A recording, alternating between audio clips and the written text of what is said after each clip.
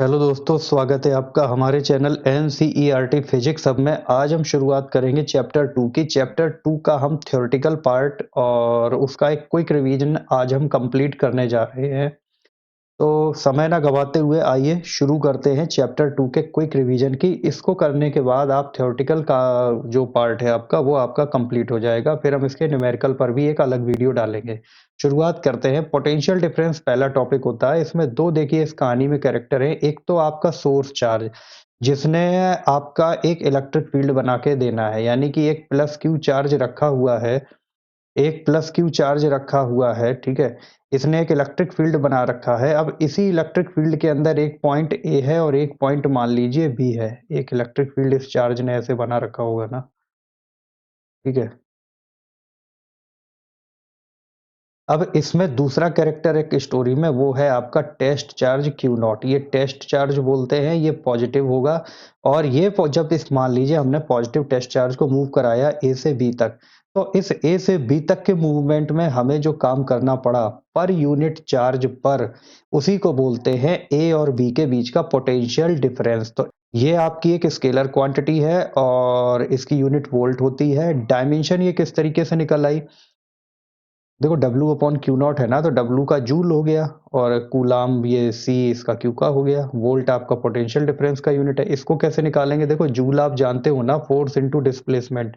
तो फोर्स का तो हो गया ml t-2, इसका हो गया L, कूलाम का हो गया A into T, ampere into time. इन सबको जब आप करोगे एक जगह क्लब, तो आपकी ये क्या कहते हैं पोटेंशियल डिफरेंस आपका निकल आए।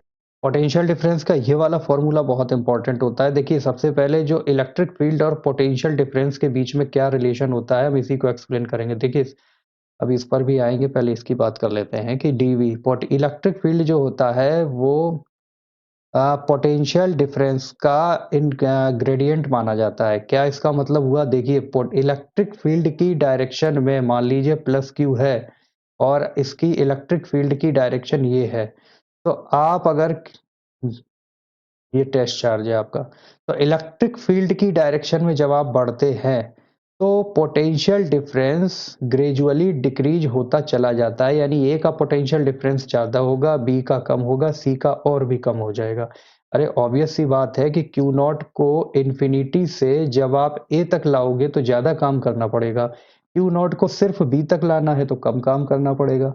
तो पोटेंशियल तो दोनों कम हो रहा है ना, और हम सी के पास ही रह जाएं, यहां पर रह जाएं, तो क्यू नॉट को इन्फिनिटी सी तक ही लाना है तो थोड़ा और कम काम करना पड़ेगा। यानी कि हम इलेक्ट्रिक फील्ड की डायरेक्शन में जब हम बढ़ रहे हैं तो हमारा पोटेंशियल जो है वो कम होता चला जा रहा है। यही आपका नेगेटिव साइन शो करता है। तो इसी बात को हम यहाँ पर ऐसे भी लिख सकते हैं कि dv equal to E D R, ठीक है।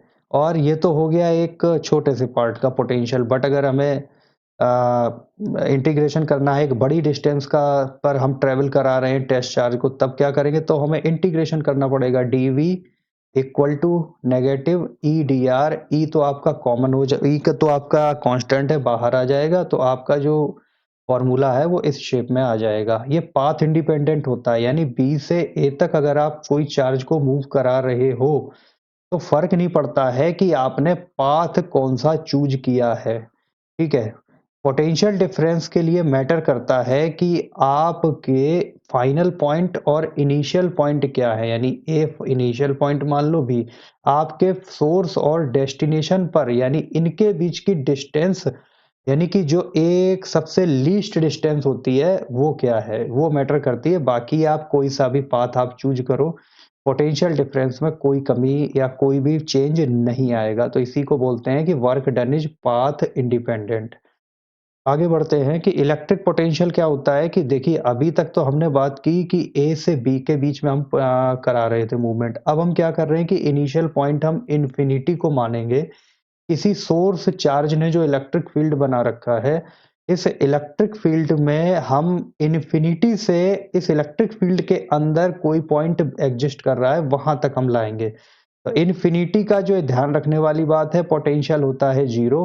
तो अब आपका फॉर्मूला बन जाएगा destination minus final final sorry initial initial point तो आपका इन्फिनिटी है। तो अब आपका पोटेंशियल डिफरेंस आ जाएगा, ये टेस्ट चार्ज को आप मूव करा रहे हो। तो अब क्या आएगा देखो v v b v infinity तो हमने बता दिया कि ये 0 होता है, तो ये तो हो गया 0। ठीक है, तो फाइनली हम एक पर्टिकुलर पॉइंट का भी हम पोटेंशियल निकाल सकते हैं।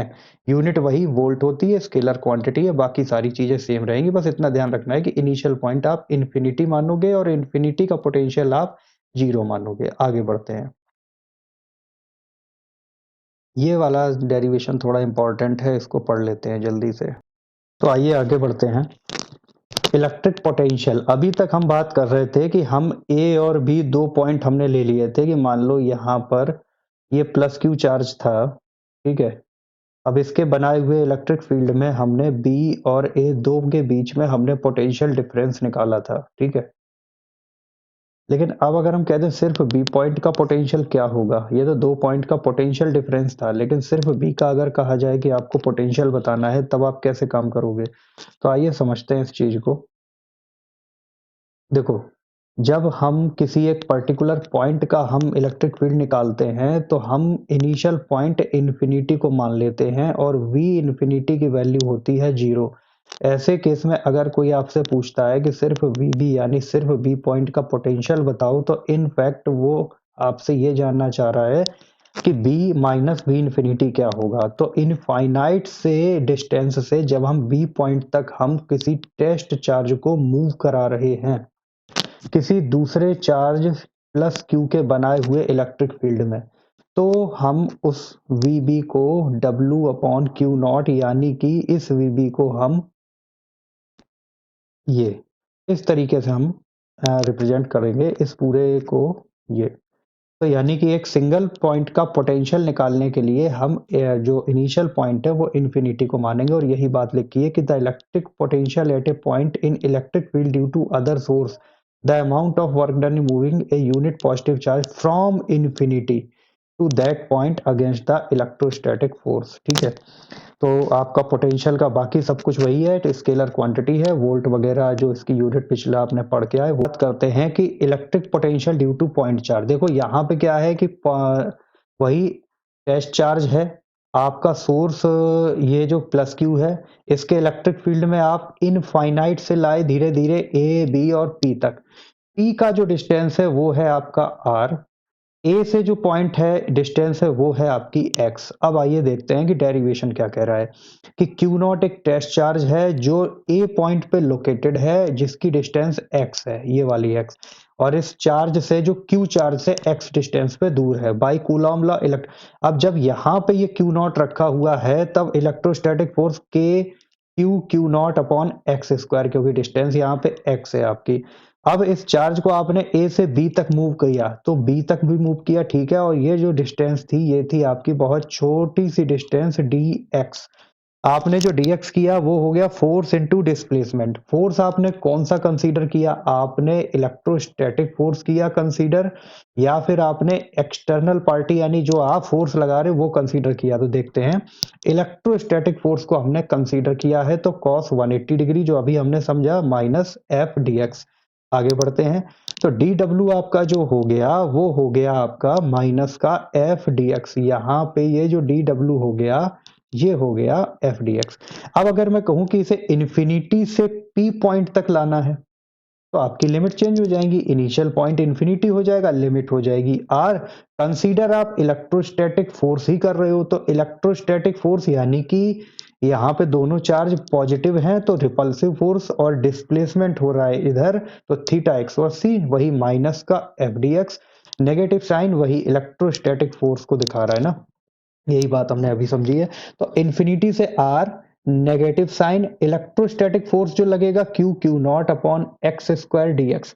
देखिए इसी dx का हम इंटीग्रेशन कर देंगे, और लिमिट हम जहां से जो भी इनिशियल और फाइनल पॉइंट है वो हम लगा देंगे इसी dx के इंटीग्रेशन करके, तो हमें उस पर्टिकुलर डिस्टेंस के का जो क्या कहते हैं पूरा वर्क डन है वो मिल जाएगा। आइए देखते हैं, क्यू नॉट और 4 पाई एप्सिलॉन नॉट कांस्टेंट थे, इनको हमने निकाल लिया, इन्फिनिटी आर एक्स स्क्वायर। अब यहाँ पे देखो इंटीग्रेशन का जो फॉर्मूला होता है वो होता है एक्स की पावर एन डीएक्स का, अगर हम इंटीग्रेशन करते हैं तो होता है एक्स की power N plus one upon N plus one. ठीक है, और इसी तरीके से अगर हम यहाँ करने जा रहे हैं x की पावर -2 का करने जा रहे हैं, तो x की पावर -2 dx का क्या हो जाएगा, n की जगह यहाँ पे आ गया 2 माइनस का, तो -2 प्लस 1 अपॉन -2 प्लस 1 यानी कि x की पावर -1 अपॉन -1 यानी कि -1/x आपका आ गया। अब अगर यही डेफिनेट इंटीग्रल होता यानी कि कोई अपर लिमिट, लोअर लिमिट और अपर लिमिट लगी होती, तब हम क्या करते, तब हम यहाँ पे ये जो a और b है, तब हम करते पहले हम इसमें अपर लिमिट पास करते, यानी कि माइनस साइन बाहर ले लो, तो 1 upon upper limit minus x की जगह हम लोअर लिमिट, x की जो भी वैल्यू हुआ, अगर x स्क्वायर होता तो यहाँ a का स्क्वायर और b का स्क्वायर हो जाता। हम इस वेरिएबल की जगह हम लोअर और अपर लिमिट हमने पास कर दी, ठीक है। तो आपका ये बन के आ गया 1/b माइनस 1/a। बट हमारी यहाँ पे अपर लिमिट और लोअर लिमिट क्या है, थोड़ा सा हम फिर समझते हैं। हमने जो अभी इंटीग्रल किया x की पावर -2 का, वो हमारा निकल के आया 1/x। हमारी लिमिट थी इन्फिनिटी से r, माइनस साइन को हमने बाहर ले लिया, ये हो गया 1/r, अपर लिमिट x में अपर लिमिट पास की और x में लोअर लिमिट पास की, इन्फिनिटी यहाँ पे डेनोमिनेटर में, तो ये पार्ट हो गया आपका 0। फाइनली बचा 1/r, अंदर यही बचेगा। और ये जो माइनस साइन था आपका, ये जो यहाँ पे माइनस साइन चल रहा था, इससे मर्ज होके प्लस में कन्वर्ट हो जाएगा, ठीक है। तो फाइनली जो आपको मिलेगा वो मिलेगा Q0 4 pi epsilon naught upon, भाई 1/r, इस पूरे पार्ट में भी तो एक नेगेटिव साइन चल रहा था ना, ये वाला, और यही नेगेटिव साइन जो फॉर्मूले में नेगेटिव साइन था उसके साथ जाके मर्ज हो जाएगा, ठीक है। तो फाइनली आपका बचेगा 1/r माइनस 1/इंफिनिटी, ये 0 हो जाएगा। फाइनली जो बचेगा वो 1/r, तो W अपॉन इस तरीके से आपका जो वर्क डन है वो निकल आएगा, और यही पोटेंशियल एनर्जी के फॉर्म में आपका स्टोर हो जाएगा। देखिए V जो अभी आपने समझा वो आपने निकल के आया, फिर से देख लो, तो के यानी कि ये Q अपॉन R। तो दो फॉर्मूले आपके पास पोटेंशियल के हो गए। पहला फॉर्मूला आपका हो गया W अपॉन क्यू नॉट, यहाँ पे ये जो फॉर्मूला है ये टेस्ट चार्ज जो आप ट्रेवल करा रहे हो उसको कंसीडर कर रहा है, ठीक है। दूसरा फॉर्मूला हो गया के क्यू अपॉन आर, यहाँ पे ये क्यू क्या है, ये आपका सोर्स चार्ज है, यानी जिसने इलेक्ट्रिक फील्ड बना के जो बैठा हुआ है उस चार्ज की हम बात कर रहे हैं। तो इन दोनों फॉर्मूला को आप ध्यान में रखना। दूसरा आपने एक और सीखा कि E equal to minus D V upon D R, और ये फॉर्मूला, तो ये तीन सबसे इंपॉर्टेंट फॉर्मूला आपके हो गए। आगे बढ़ते हैं। तो V के क्यू अपॉन आर से आपने देखा कि V जो है इनवर्सली प्रोपोर्शनल है 1/r का, तो जब यहाँ पे E के साथ साथ हम V भी ले सकते हैं y एक्सिस पे, तो ये जो आपकी जो लाइन बनेगी इस तरीके की, क्योंकि V R का 1/r का आप प्रोपोर्शनल है, तो आप जब V और R के बीच में ग्राफ बनाओगे तो इस तरीके से बन के आएगा। आगे बढ़ते हैं। Electric potential due to dipole, देखिए डायपोल का ये बहुत इंपॉर्टेंट है, ये आपके एग्जाम में पूछा ही जाता है, तो इसको आप थोड़ा सा ध्यान से देख लो। आइए फटाफट इसको समझते हैं कि देखो डायपोल, जब एक बात और हम पहले डेरिवेशन को शुरू करें, तो के क्यू अपॉन आर, ठीक है। क्यू जो है अगर आपका नेगेटिव है तो V यानी सोर्स चार्ज अगर आपका नेगेटिव हो जाए तो यहाँ पे आपको साइन पोटेंशियल के फॉर्मूला में कंसीडर करना पड़ेगा, यानी तब हो जाएगा के क्यू अपॉन आर। इस केस में पोटेंशियल ये हो जाएगा जब सोर्स चार्ज आपका नेगेटिव है, तो यानी साइन कंसीडर होंगे। डायपोल के केस में अब आइए कि एक तो माइनस क्यू की वजह से कुछ पोटेंशियल होगा और एक होगा आपका प्लस क्यू की वजह से कुछ पोटेंशियल, ठीक है। तो अगर मैं इन दोनों की वजह से जो एक कंबाइंड पोटेंशियल आ रहा है किस पर, पी पॉइंट पर, वो मुझे निकालना हो तो मैं क्या करूंगा, मैं इन दोनों के पोटेंशियल को जोड़ दूंगा, स्केलर एडिशन कर दूंगा, क्योंकि पोटेंशियल तो स्केलर क्वांटिटी है ना, तो स्केलर एडिशन कर दूंगा तो मुझे पी पर रिजल्टेंट पोटेंशियल मिल जाएगा। अब ये समझ लो यहां पर कि देखो भाई, पी की जो ए से दूरी है, ए से डिस्टेंस है, वो है आपकी कितनी, ये तो हो गया आपका मिड पॉइंट, डायपोल के बीच का ये रहा आपका मिड पॉइंट। अब मिड पॉइंट तक तो आपने डिस्टेंस मान ली आर पी की, और यहां से जो माइनस क्यू की डिस्टेंस है इसमें आपको कितना और जोड़ना पड़ेगा, ए, तो आपकी माइनस क्यू से पी की डिस्टेंस जो निकल के आई वो आ गई आर प्लस ए। सिमिलरली आपकी प्लस क्यू से जो डिस्टेंस आपकी पी तक निकल के आई वो आर में से ए को सब्ट्रैक्ट हो जाएगा, तो आर माइनस ए।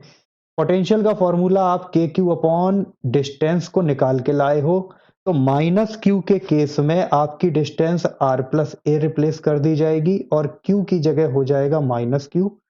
सिमिलरली यहाँ पे माइनस क्यू लगा लो, तो v माइनस क्यू जो हो जाएगा वो हो जाएगा k into minus Q upon R plus A, और v प्लस क्यू आपका हो जाएगा k plus Q upon R minus ए।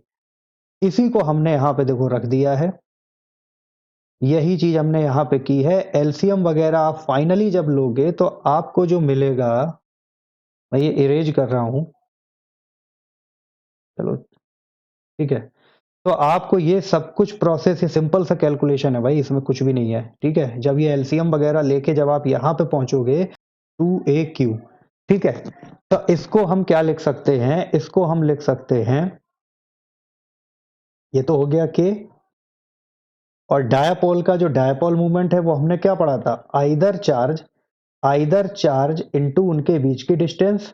तो Q2A जो हो जाएगा वो डायपोल मूवमेंट P की तरह लिखा जा सकता है ना, ये आपका K हो ही गया और नीचे ये है, तो V बराबर आ गया आपका, थोड़ा सा मैं इरेज कर रहा हूं यहां पर,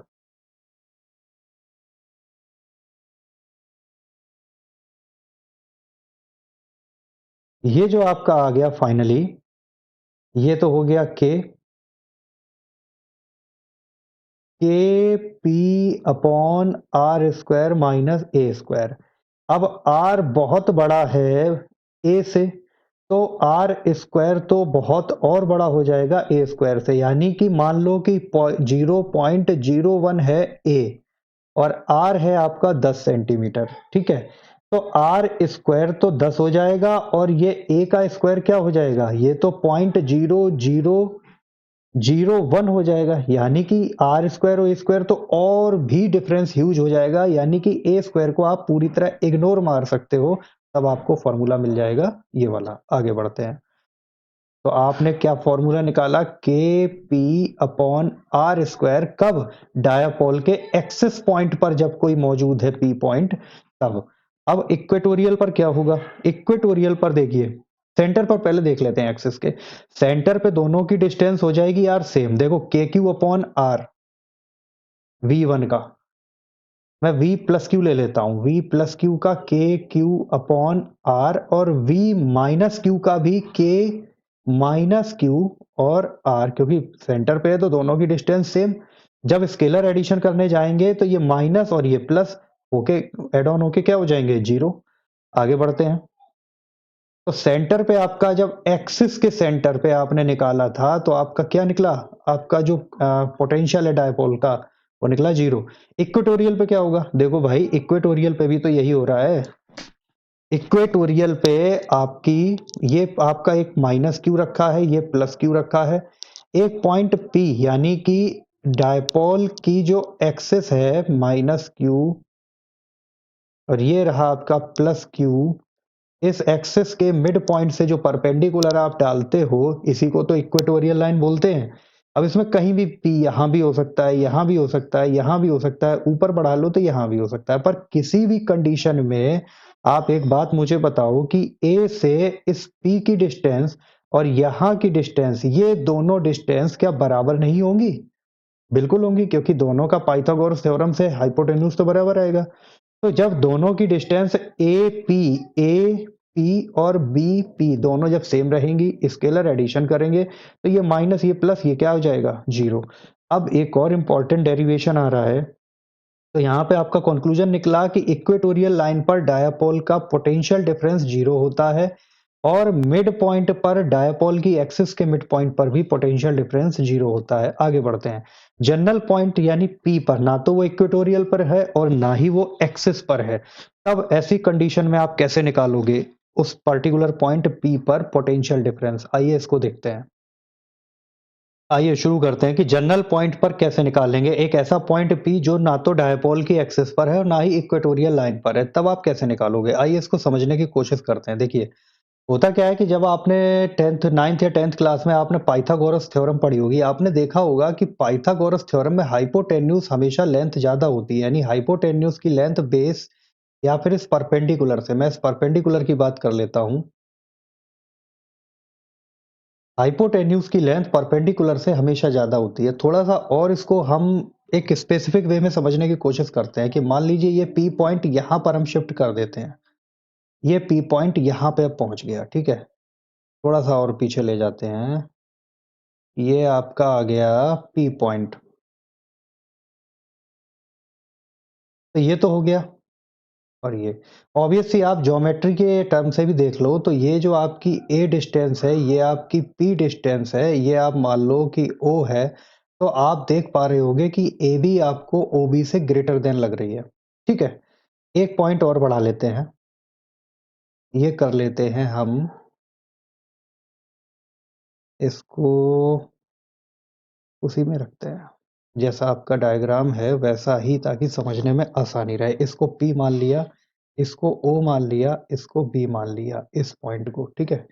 तो ए बी जो आपका पॉइंट था यानी कि ए और पी जो आपका पॉइंट था, इसे भी हटा लो, फिर से समझते हैं इसी डायग्राम को। तो ए जो आपका पॉइंट था ये वाला और पी आपका जो पॉइंट था, तो ए पी आपकी डिस्टेंस क्या हो गई ये, और ये ओ से और पी की डिस्टेंस से ये बड़ी होगी, ये आप ज्योमेट्रिकली भी देख पा रहे होगे। तो और अगर हम इधर शिफ्ट होंगे तो ओपी जो होगी वो बीपी से भी ग्रेटर देन होगी, ठीक है? इतनी बात आप समझ गए। तो इसका मतलब है कि ए पी की जो डिस्टेंस होगी वो यहाँ पे मैं ओ पॉइंट है, इसको मैं मेंशन कर देता हूँ। ये जो पॉइंट है ये वाला, ये आपका ओ पॉइंट है, ठीक है? तो ओ ए बी जो है, ए पी सॉरी, ए और पी ये ग्रेटर देन होगा, ज्योमेट्रिकली जो इसकी लेंथ होगी वो ओ पी से ग्रेटर होगी और ओ पी ग्रेटर होगी इस बी और पी से। ठीक है भाई, इतनी बात आप समझ गए। अब हम आगे देखते हैं कि हम इस डेरिवेशन में हमें करना क्या है। फटाफट समझते हैं कि पी से लेके ओ तक की डिस्टेंस में अगर हमने एक एक्स्ट्रा पार्ट इतना जोड़ दिया एन तक कि जो P और N हमें मिले वो इक्वल टू हो जाए या फिर अप्रोक्सीमेटली इक्वल टू हो जाए AP के। तो हमने जो ये एक्स्ट्रा पार्ट बढ़ाया PN में, ये कितना बढ़ाया ON, तो PN की डिस्टेंस क्या हो गई ON, यानी कि ये वाला पार्ट, यानी कि ये वाला पार्ट और प्लस आपका O और P, ठीक है? इतना हो जाएगा। सिमिलरली हमने क्या किया, हमने यहाँ पे एक चीज देखी कि बीपी जितना छोटा है, अगर वो एक्स्ट्रा पार्ट हम यहाँ से डिडक्ट कर दें, जब हम ओपी की बात कर रहे हैं, अब हम बात कर रहे हैं ओपी और बीपी की। इस केस में हमने क्या किया कि बीपी जितनी लेंथ है, पीओ को भी उतनी ही लेंथ का हम बना दें। वो कैसे बनाएंगे, इस पॉइंट तक मान लीजिए, इस पॉइंट को मान लो क्यू मान लो, ठीक है? कि पी क्यू जो है वो अप्रोक्सीमेटली इक्वल टू हो जाए बी पी के। तो अब जो आपका जो ये बना क्यू ओ, ये पार्ट आपका डिडक्ट हो गया, ठीक है? जो बचा क्यू पी वो आपका अप्रोक्सीमेटली इक्वल हो गया बी पी के, ठीक है? इतना हमें काम करना है। अब हम आगे बढ़ते हैं। अब देख लो, ये हमने क्या किया है, यहाँ पे हम इस डेरिवेशन को इस माइनस क्यू चार्ज की वजह से आपका V1 जो पोटेंशियल है P पर जो आपका पोटेंशियल है ऑन P, वो कितना निकला माइनस क्यू। तो देखिए हम लोगों ने यहाँ पे, पहले हम इस पार्ट को कंसीडर कर लें तो आपको डेरिवेशन अपने आप फटाफट समझ में आ जाएगा कि हमने AP से PN को इतना बढ़ा लिया, AP जो थी वो PN के बराबर हो गई है, ठीक है? P और N के, यहाँ पे आपका ये PN रहा, हमने एक्स्ट्रा इतना पार्ट इंक्रीज कर दिया तो AP और PN आपके बराबर हो गए हैं। तो अब AP जो है, यानी थोड़ा सा ये ध्यान देना पड़ेगा, वो आपका OP plus ON, OP plus ON, ये रहा आपका O, ये वाला point, O P plus O N, O P plus O N के बराबर हो गई। ओपी की तो आपको लेंथ पता थी कि ओ और पी के बीच की जो लेंथ थी वो थी आपकी आर, बट आपको ओ एन की लेंथ नहीं पता है, तो ओ और एन की जो लेंथ है वो कैसे आप निकालोगे? देखो ट्राइंगल जो हमने ये वाला कंसीडर किया है, हमने एक ट्राइंगल फिर हमने देखा जब हमने बढ़ाया तो हमें एक ये वाला ट्राइंगल मिल गया।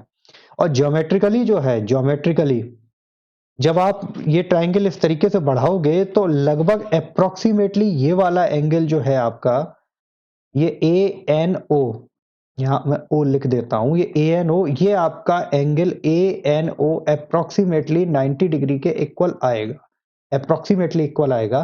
तो यहाँ पे आप cos थीटा लगा के जब देखोगे तो b अपॉन एच, बी आपका इस थीटा के लिए बेस हो जाएगा आपका ये ओ एन, और ओ एन और हाइपोटेन्यूज आपका हो जाएगा 90 डिग्री के सामने वाला एल, यानी कि एल। तो आपका जो ओ एन है यानी ओ और एन वाला जो ये वाला पार्ट है ये आपका फाइनली आ जाएगा एल कॉस थीटा। तो ओ एन आपका आ जाएगा एल कॉस थीटा, यही आपका आ रहा है। ठीक है, तो अब आपकी जो यहां पर अब आपने पोटेंशियल निकालना है, इतना पार्ट आप समझ गए ना? ठीक है, अब क्या होगा?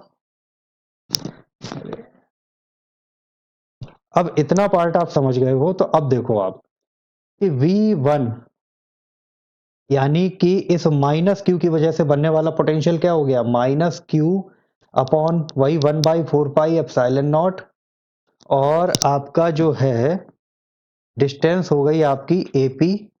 ठीक है, एपी क्योंकि माइनस क्यू से तो पी पॉइंट है वो एपी डिस्टेंस पे है। एपी आपका क्या निकला? OP plus O N. OP तो आपका आर हो ही गया था और ओ एन जो अभी आपने निकाला था वो एल कॉस थीटा। तो फाइनली जो आपका जो ये निकल के आया V one minus Q 4 pi epsilon not R plus L cos theta. ठीक है, सिमिलरली आपका V2 के लिए, V2 के लिए यानी कि यहाँ पे जो प्लस क्यू आपका ये चार्ज रखा है, इसने इस पी पर कितना पोटेंशियल है प्लस क्यू चार्ज की वजह से, वो हम कैसे निकालेंगे? वही के क्यू अपॉन आर। तो के तो 1/4 पाई एप्सिलॉन नॉट हो गया, क्यू आपका सोर्स चार्ज है, यहां बीपी हो गया। अब बीपी के केस में हम कैसे करेंगे? आ जाओ। बीपी के केस में हम जो करेंगे वो ये है कि हम बीपी सिंस हमारा छोटी लेंथ का है तो हमें यहां से इस ओपी से कुछ पार्ट कट करना पड़ेगा। मान लीजिए हमने इतना पार्ट कट कर दिया, अब जो आपका बच रहा है ये वाला पार्ट और ये वाला पार्ट, ये आपकी लेंथ सेम है। ठीक है, तो यहां पे कैसे करेंगे? यहां पे हम कंसीडर करेंगे ये वाला ट्राइंगल, ये वाला ट्राइंगल जो है जब हम कट करेंगे तो ज्योमेट्रिकली ये एक 90 डिग्री आपको ऑटोमेटिकली मिल जाएगा, ये एक ज्योमेट्रिकल प्रॉपर्टी के तहत आपको मिल जाएगा, अप्रोक्सीमेटली तो मिल ही जाएगा। तो यहां पे आप देखो क्या करोगे कि बीपी इक्वल टू पीएम हो गया, बीपी, ये बीपी इक्वल टू पीएम, इस पॉइंट को हमने एम नाम दे दिया है, ये एम हो गया है। तो अब बीपी क्या हो गया? बेसिकली ओपी में से अगर हम इस ओपी से ये ओ और ये आपका रहा पी, इतने पार्ट में से अगर हम ओ एम को सब्ट्रैक्ट कर दें तो जो बचेगा, जो आपका बचेगा ये वाला पार्ट, ये बीपी के बराबर होगा कि नहीं होगा? होगा ना। तो अब हम देख लेते हैं जल्दी से कि R minus O M, OP तो आर था, ओ एम हमें निकालना है। ओ एम हमने फिर से वही यहाँ पाइथागोरस इस ट्राइंगल में लगा दी, इस ट्राइंगल में लगाने पे हमें मिला O M equal to O B cos theta, यानी ओ बी जो है आपका ये ओ और बी, ये है आपका एल, एल कॉस थीटा के बराबर मिला। तो फाइनली जो बीपी आपकी निकल के I R minus L cos theta. तो V2 जो है इस प्लस क्यू की वजह से बनने वाला इलेक्ट्रिक फील्ड P पर वो आपका निकल के आया के क्यू अपॉन जो डिस्टेंस है वो, दोनों को ऐड करते हैं, ऐड करेंगे तो आपको ये वाला पार्ट इतना मिल जाएगा। एलसीएम लेंगे हम, एलसीएम लेने पे आपकी ये सिचुएशन बनेगी, और एलसीएम लेने के बाद जो फाइनली आपको मिलेगा वो मिलेगा, मैं आपको बता देता हूं, वो मिलेगा आपको 2L, मैं इस पार्ट को एक्सप्लेन कर रहा हूं, 2L cos theta upon R square minus L square cos square theta. अब 2L क्या है, डायपोल की बीच की डिस्टेंस और आइदर चार्ज, तो ये बन जाएगा आपका P और यहाँ पे हो जाएगा cos थीटा P। और ये अब आगे के कुछ केस भी डिस्कस करते हैं, इसको नोट कर लीजिए। यहाँ पे हमारा निकल के आया, देखिए जो पीछे हमारा पॉइंट निकल के आया वो कितना था, P cos थीटा 4 पाई R स्क्वायर L स्क्वायर, ठीक है। जो हमारा निकल के आया था वो आया था P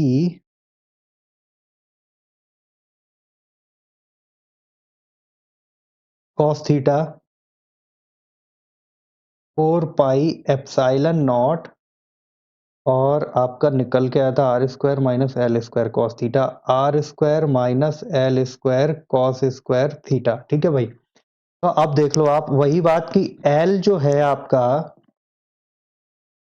वो बहुत छोटा है, यानी डायपोल की लेंथ है वो बहुत छोटी है आर से, तो एल स्क्वायर तो बहुत बहुत बहुत छोटा हो जाएगा आर स्क्वायर से, ठीक है। यानी कि अगर आर मान लो, मैं होगा तो इससे भी ज्यादा 10 आप ले लो और एल ले लो आप 0.01, इन दोनों का स्क्वायर करना, 10 से 0.1 तो वैसे भी बहुत छोटा है, और जब मैं 10 का स्क्वायर को देखूंगा 0.01 के स्क्वायर से, तो आप देखो कितना फर्क आ जाएगा, ये तो और भी छोटा हो गया यार।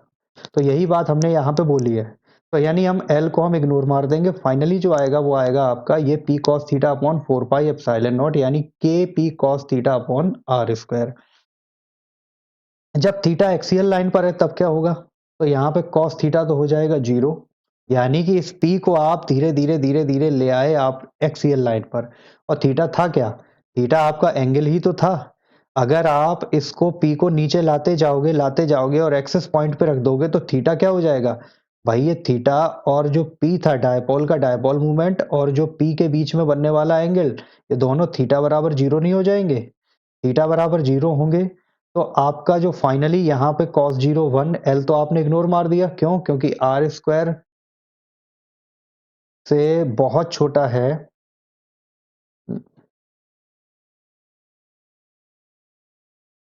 आर स्क्वायर से बहुत छोटा है एल स्क्वायर, तो एल तो वैसे भी आपका इग्नोर हो जाना है, फाइनली जो बचेगा वो बचेगा आपका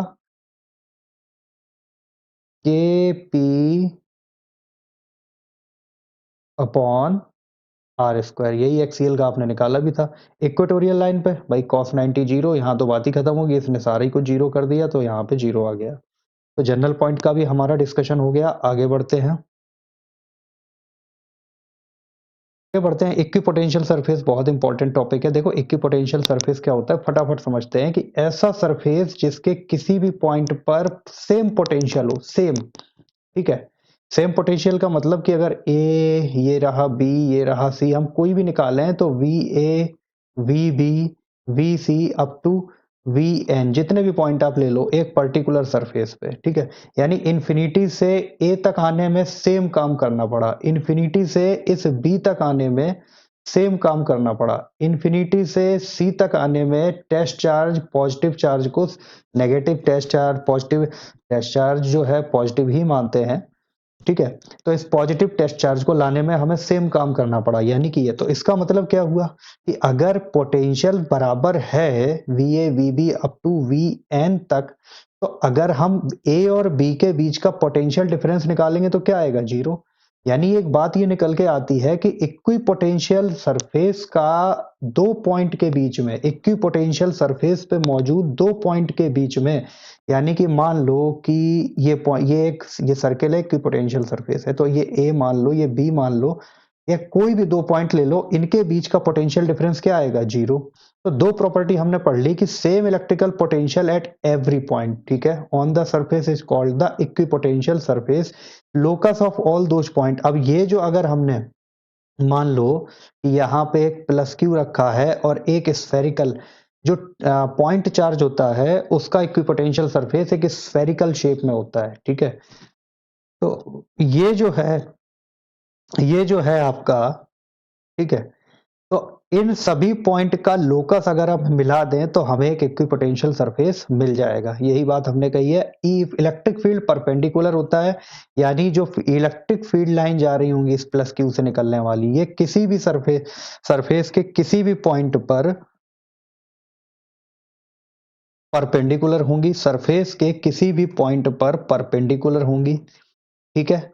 equipotential surface of a single point charge concentric, भाई सिंगल पॉइंट चार्ज का जो होता है वो एक स्फेयर होते हैं। तो अब ये इस इक्विपोटेंशियल सरफेस है क्योंकि इस पे मौजूद सभी पॉइंट का पोटेंशियल जो है सेम होगा, क्योंकि K Q upon R, R same है क्यू से सभी की, इस पॉइंट की भी, इस पॉइंट की भी, इस पॉइंट की भी।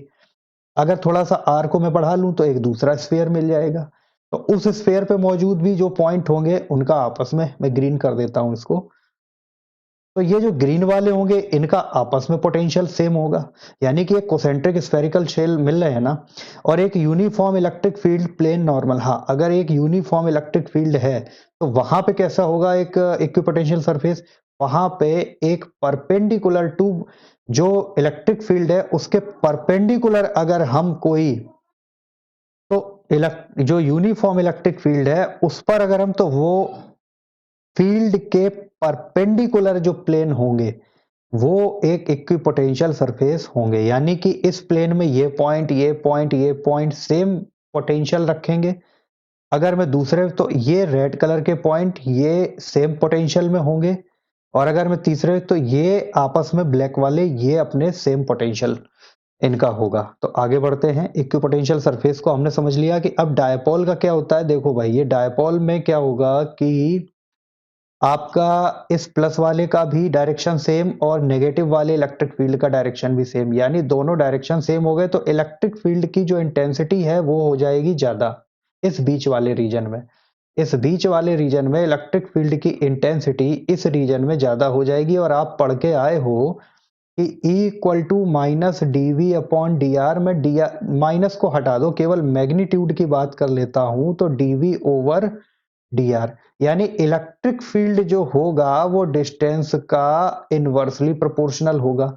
अगर इलेक्ट्रिक फील्ड की इंटेंसिटी बढ़ेगी तो डी आर क्या हो जाएगा, कम हो जाएगा। डी आर यानी कि दो इक्वी पोटेंशियल सरफेस के बीच की डिस्टेंस कम हो जाएगी। यहां पे क्या हो रहा है इस वाले रीजन में, इस वाले सॉरी इस वाले रीजन में क्या हो रहा है, इस वाले रीजन को समझ लो। इस रीजन में ये हो रहा है कि प्लस वाले का तो इलेक्ट्रिक फील्ड यू बन रहा है और माइनस वाले का इनवर्ट जा रहा है, यानी एक दूसरे को रिड्यूस कर रहे हैं, यानी इलेक्ट्रिक फील्ड जो है आउटर रीजन में डाउनवर्ड जा रहा है। तो इस इनवर्सली से देखो, जब इलेक्ट्रिक फील्ड कम होगा तो ऑब्वियस है डी आर बढ़ जाएगी, तो डी आर क्या हो जाएगी, बढ़ जाएगी। यानी दो इक्वी पोटेंशियल सरफेस के बीच की डिस्टेंस क्या हो जाएगी, बढ़ जाएगी। तो यहां आप देख भी पा रहे होगे, अगर मैं इसको इरेज कर दूं, कि यहां पे डी आर कम है, यहाँ पे डी आर कम है, और यहाँ डी आर ज्यादा हो रही है, तो इस वजह से है। डायपोल का आपने समझ ही लिया। नेगेटिव दो सेम चार्ज के बीच में इस तरीके से पोटेंशियल बनते हैं, उनके इनर रीजन में पोटेंशियल जो इक्वी पोटेंशियल सरफेस होते हैं वो दूर हो जाते हैं और आउटर में पास पास हो जाते हैं।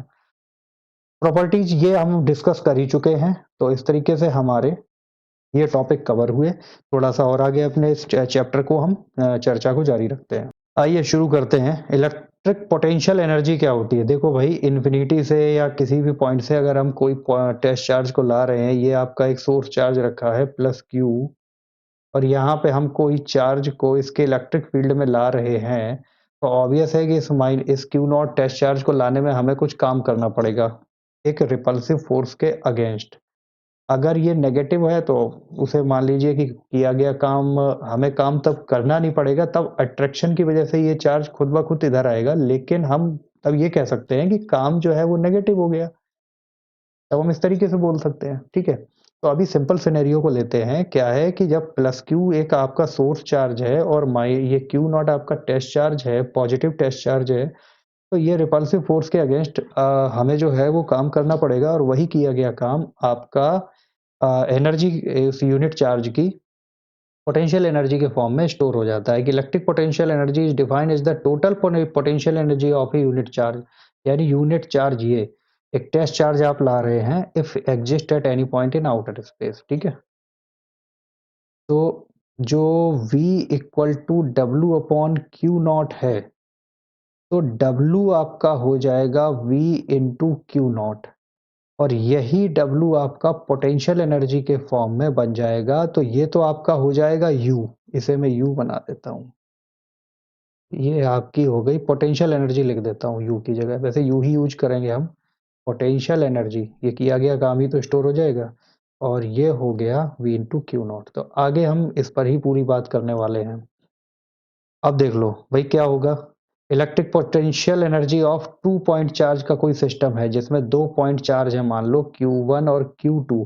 तो ऐसे सिस्टम की पोटेंशियल एनर्जी कंबाइंड ऐसे सिस्टम की क्या होगी समझ लेते हैं। जब Q1 को हम लाए, मान लीजिए ये एक स्पेस था, ये एक 3D स्पेस था, यहाँ पे हम Q1 को लाए तो तब कोई चार्ज मौजूद नहीं था।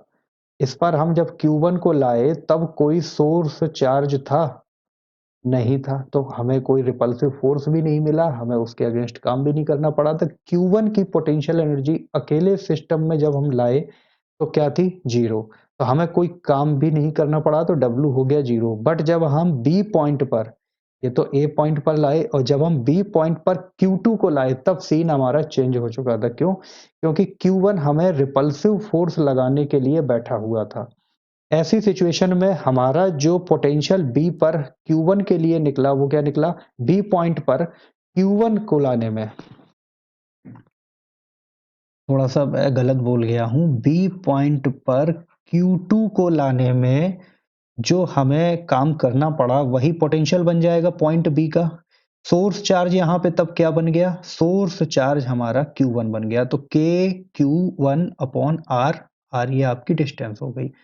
अब देखो V बराबर क्या होता है, W upon Q not. Not यानी कि जो आप टेस्ट या ट्रेवल करा के चार्ज ला रहे हो, यानी सोर्स चार्ज के अलावा जो दूसरा चार्ज सिस्टम में है वो। तो यहाँ पे आपका W2 जो हो गया के क्यू अपॉन आर, ये तो हो गया ये पार्ट, ये वाला हो गया ये पार्ट, और ट्रेवल करा के कौन लाए आप, Q2 को। तो फाइनली Q1 Q2 हो गया, ये Q1 Q2 आपका आ गया, और नीचे हो गया 4 पाई एप्सिलॉन नॉट, ये 4 पाई एप्सिलॉन नॉट यहाँ आ गया, और आर ये। अब W1 और W2 दोनों को जोड़ दो, ये तो आपने W1 निकाला था, तो W1 तो जीरो आया, क्योंकि जब Q1 को आप A पॉइंट पे लाए तब तो कोई चार्ज था नहीं, कोई सोर्स चार्ज जिसके इलेक्ट्रिक फील्ड के अगेंस्ट आपको काम करना पड़ा हो। यहाँ पे जरूर आपको K Q1 Q2 upon R मिला, तो K Q1 Q2 upon R ये आपके 2 पॉइंट चार्ज सिस्टम की हो गई। जब 3 पॉइंट चार्ज होते हैं तब आपका ये फॉर्मूला निकलता है, और इसे इस तरीके से एक्सटेंड किया जाता है। ठीक है, आगे बढ़ते हैं। पोटेंशियल एनर्जी की यूनिट क्या होती है, देखो भाई ये बहुत इंपॉर्टेंट चीज है कि एक इलेक्ट्रॉन वोल्ट, W यहां से समझो, V equal to W upon Q not. तो W जो है वही V इंटू क्यू नॉट, और यही आपकी इलेक्ट्रिक पोटेंशियल एनर्जी बन जाएगा, किया गया काम। तो V into Q not, V तो हो गया आपका वोल्ट, और मान लीजिए क्यू नॉट क्या है आपकी, ये है आपका एक इलेक्ट्रॉन को अगर आप मान लो ला रहे हो तो 1.6 इंटू 10 टू द पावर -19। तो इलेक्ट्रॉन वोल्ट यानी कि एक इलेक्ट्रॉन को 1 वोल्ट के पोटेंशियल पे जब आप ट्रेवल करा रहे हो तब जो आपको काम करना पड़ा उसी को बोलते हैं एक इलेक्ट्रॉन वोल्ट एनर्जी। और ये इलेक्ट्रॉन वोल्ट आपका क्या निकला, तब आपकी जो एनर्जी निकलेगी, फिर से समझ लो, W V into Q not, charge था जो टेस्ट चार्ज वो था इलेक्ट्रॉन, तो 1.6 इंटू 10 टू दी पावर -19, और V था आपका 1 वोल्ट, पोटेंशियल डिफरेंस जो था वो V। तब आपको काम जो करना पड़ा इसी को बोल देंगे 1 इलेक्ट्रॉन वोल्ट, और ये हो जाएगी आपकी इतने जूल के बराबर। तो 1 इलेक्ट्रॉन वोल्ट जो आपका होगा वो 1.6 into 10 to the power -19 joule के बराबर होगा। आगे बढ़ते हैं। डायपोल की potential energy uniform electric field में, देखो भाई डायपोल के डेरिवेशन पे हम बाद में आगे बढ़ेंगे, पहले हम कुछ समझ लेते हैं बातें। ये आपका एक यूनिफॉर्म इलेक्ट्रिक फील्ड है, ठीक है, और यहाँ पे आपने एक डायपोल रख दिया है। कई बार फिगर का डिफरेंस होता है कि अगर यहाँ पे -q चार्ज रखा है इस A पॉइंट पर, और यहाँ पे इस पॉइंट को बना दे रहा हूँ, और यहाँ पे पॉइंट बना दे रहा हूँ, और यहाँ पे रखा है प्लस क्यू चार्ज। तो डायपोल मूवमेंट पी की डायरेक्शन आप लोग बता सकते हो। डायपोल मूवमेंट पी की डायरेक्शन होगी आपकी ये होगी पी की डायरेक्शन, ठीक है। और ये जो पी है, यानी कि ये जो पी है, ये इस इलेक्ट्रिक फील्ड से जो एंगल बना रहा है ये है थीटा, ठीक है। यानी कि अगर दूसरा चीज और समझ लो आप कि ये यूनिफॉर्म इलेक्ट्रिक फील्ड है, अगर मैं चार्ज बदल दूं, यानी ए पॉइंट पर मैं पॉजिटिव चार्ज रख दूं और बी पॉइंट पर मैं नेगेटिव चार्ज रख दूं, तब डायपोल मूवमेंट आपका क्या हो जाएगा, तब आपका ये हो जाएगा, ठीक है। तो पहले आगे बढ़ते हैं पी की। तो पी आपका एक डायपोल मूवमेंट, अब यहां फॉर्म इस फिगर पे आ गए हैं, ठीक है। तो इस फिगर पे हम पहले इसको मिटा दो यार, चलो ये आपका रखा हुआ है। और इनिशियली जो इसने एंगल बनाया है वो है आपका थीटा वन, ये थीटा वन आपका इनिशियल एंगल है।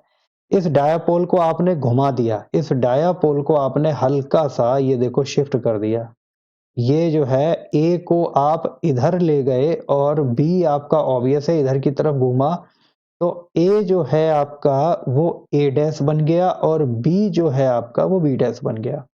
नया जो एंगल बना वो क्या बना, नया जो एंगल बना वो थीटा हो गया, थीटा टू, ठीक है। डिस्प्लेसमेंट जो हुआ थीटा वन और थीटा टू का, वो अंतर निकला डी थीटा, ठीक है।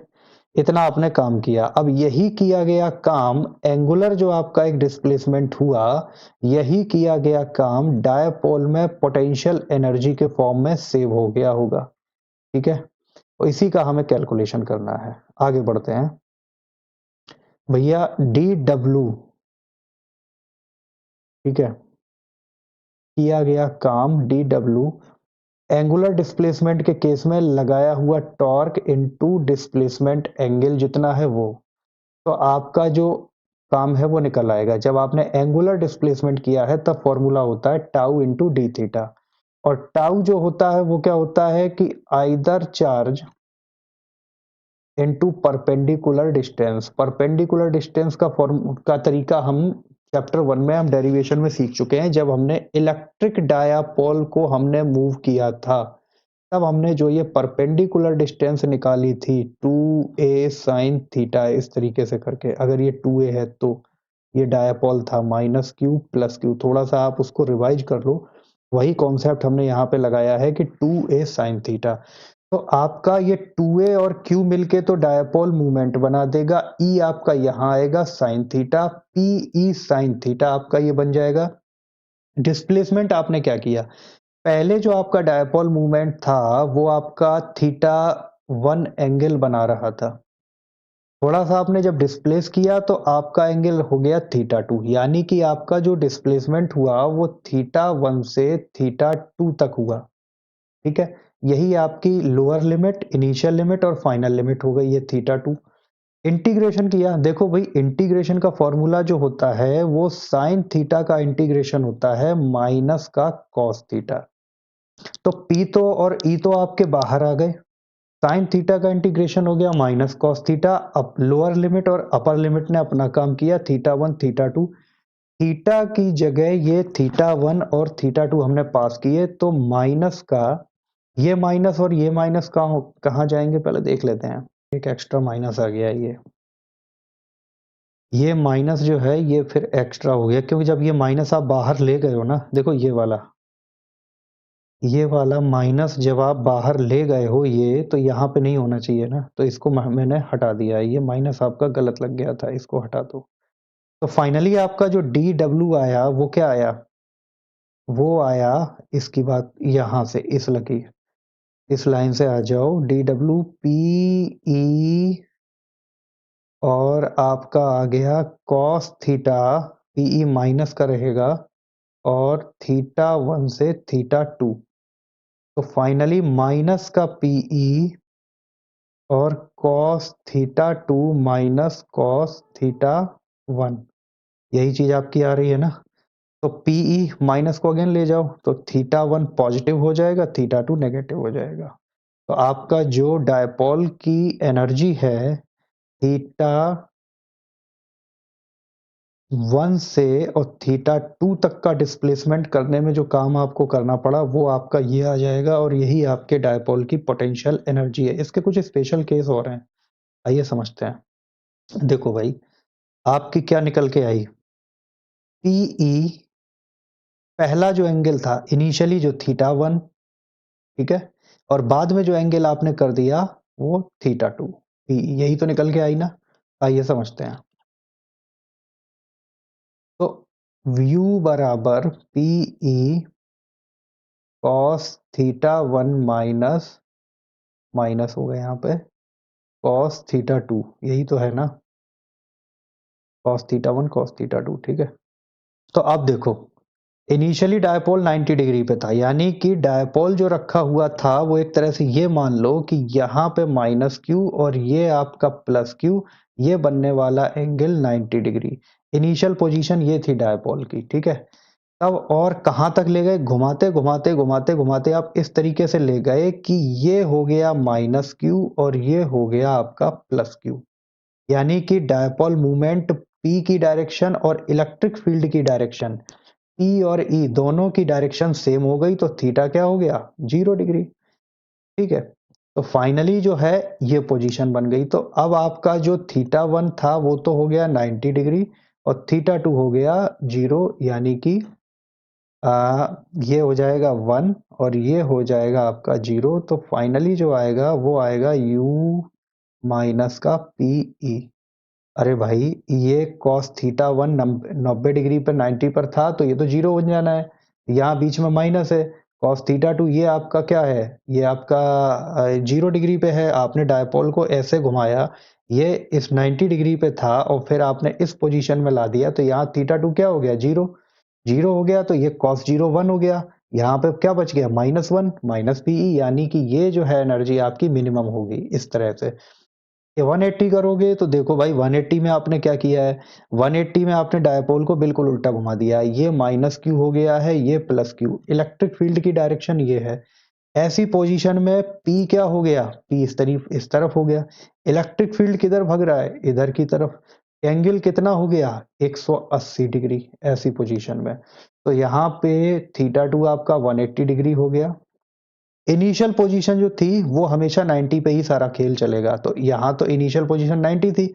90 से हम डायपोल के प्लस क्यू वाले हिस्से को इधर ले गए और माइनस क्यू वाले हिस्से को इधर ले गए। तो हमारा जो डायपोल बन गया, मैं इसको थोड़ा सा इरेज करता हूं वरना आपको समझ में नहीं आएगा। मैं फिर से बात कर रहा हूं इसकी। देखो, इनिशियल पोजीशन आपकी ये थी माइनस क्यू और प्लस क्यू, ये हो गया 90 डिग्री। डायपोल मूवमेंट था इस डायरेक्शन में, तभी तो 90 होगा ई के साथ। आपने क्या किया, आपने इधर डायपोल को घुमाना शुरू किया इस तरीके से, तो फाइनली जो आपका प्लस क्यू हो गया वो तो यहाँ पहुंच गया और माइनस क्यू आपका यहाँ पहुंच गया। डायपोल मूवमेंट क्या हो गया, ये हो गया पी, ये हो गया आपका, ये हो गया आपका, ये स्ट्रेट मान लो, थोड़ा सा भी सीधा नहीं बन पा रहा है, पी। इलेक्ट्रिक फील्ड आपका किधर जा रहा है, ये, तो ये आपका क्या हो गया, 180 180 डिग्री। 180 डिग्री पे जब आप रखोगे, इनिशियल आपका क्या था, P E cos θ1 minus cos θ2। θ1 तो हो गया कॉस 90 0 और ये हो गया minus 180 minus 180 minus cos 180। Cos 180 की वैल्यू होती है माइनस का 1, तो ये प्लस हो जाएंगे और फाइनली ब्रैकेट के बाहर जो रहेगा वो आपका पीई आपका ऐसे ही आ जाएगा, तो पॉजिटिव पीई आ जाएगा। यानी अब इस पोजीशन में आपकी पोटेंशियल एनर्जी सबसे ज्यादा होगी।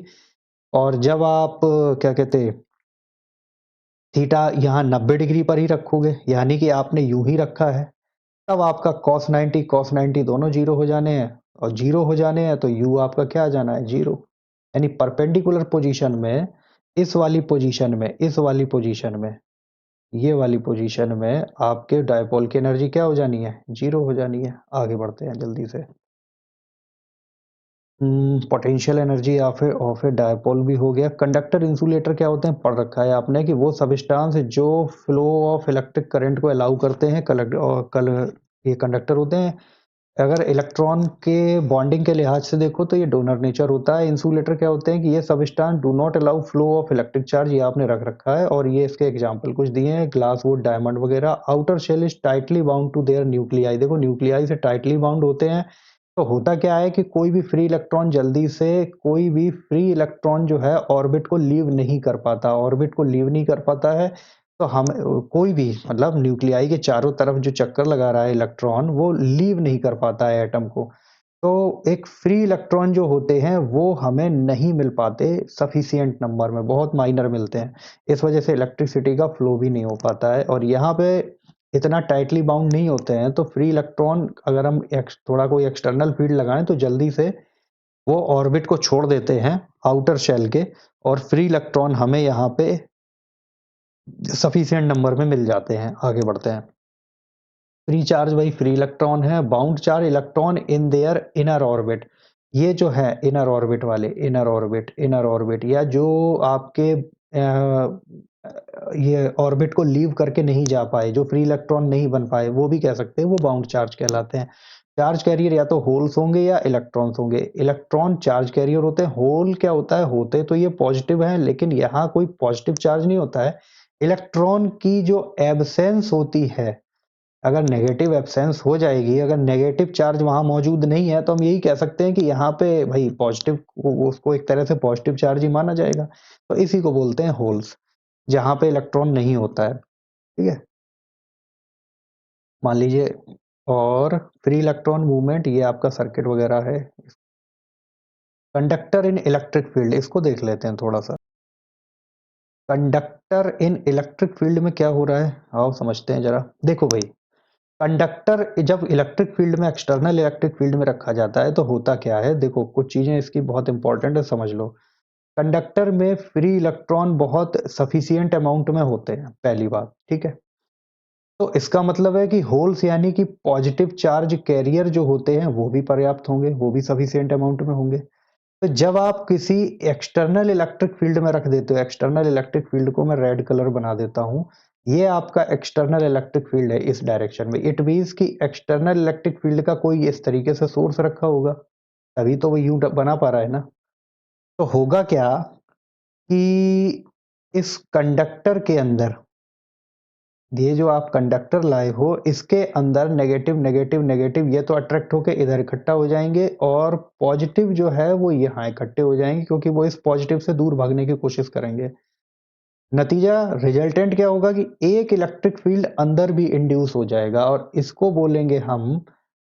इसको हम बोलेंगे इलेक्ट्रिक फील्ड कंडक्टर के अंदर इंड्यूस्ड इलेक्ट्रिक फील्ड। इंड्यूस्ड का मतलब कि जो इस बाहरी फील्ड के वजह से बन गया है, और कंडक्टर में फ्री इलेक्ट्रॉन की कमी नहीं होगी, तो ये इंड्यूस्ड इलेक्ट्रिक फील्ड कंडक्टर के अंदर उतनी ही स्ट्रेंथ का बन जाएगा जितना कि बाहर का एक्सटर्नल इलेक्ट्रिक फील्ड है। यानी कि ये जो गैदरिंग है, इधर आपकी नेगेटिव चार्ज की और इधर आपकी पॉजिटिव चार्ज की, ये तब तक चलती रहेगी जब तक कि वो बाहर वाले इलेक्ट्रिक फील्ड के इफेक्ट को न्यूट्रलाइज नहीं कर देती है। तो यहाँ पे यही बातें लिखी हैं, सरफेस ऑफ कंडक्टर, ये इलेक्ट्रिक फील्ड कंडक्टर के सरफेस पे होता है। जो ये वाला फिगर है इसको समझ लो यार, इसमें क्या है देखो, ये जो कंडक्टर के अंदर जो ये बिल्कुल ठीक इस सरफेस से ठीक अंदर का जो गॉसियन सरफेस वाले ये इलाका होता है, ये पूरा यहां तक, इस पूरे में इलेक्ट्रिक फील्ड जीरो होता है। क्यों?